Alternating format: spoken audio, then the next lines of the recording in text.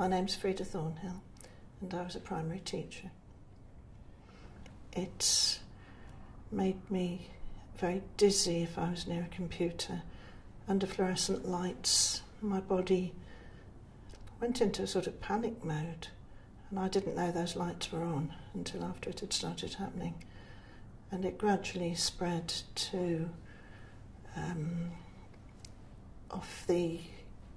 taking paper off a photocopier would give me electrical energy in my arms, which was awful, and I couldn't get rid of it.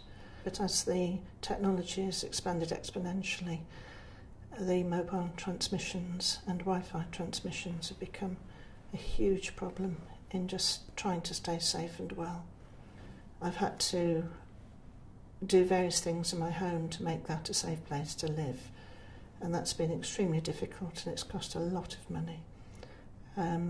I've used radiation paint on the walls to stop next door's Wi-Fi coming in. I've used it on the walls to stop the big transmitter locally from beaming into my bedroom. I shall be changing the glass to Pilkington K, which reflects the signal, which will make my bedroom even safer.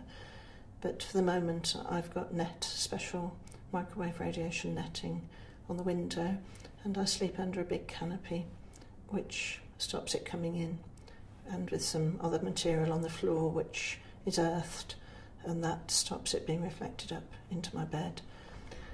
And you get very used to coping with various meters that tell you where you're safe. And I'd rather know that before I get ill.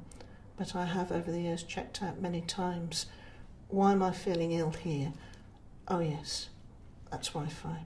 And I've got to recognise what Wi-Fi feels like, what mobile phone transmissions feel like on my body, and how my body will react.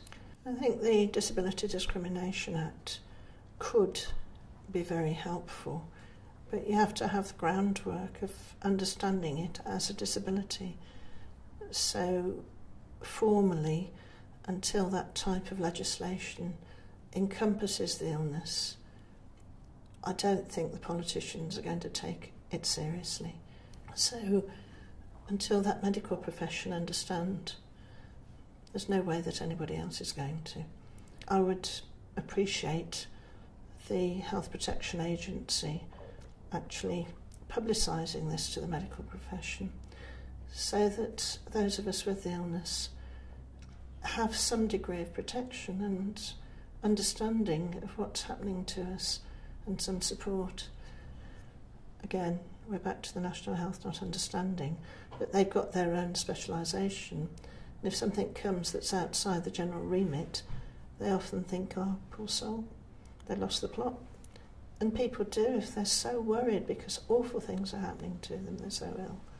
They can go off beam and appear to panic, and it's a very life-threatening thing to deal with.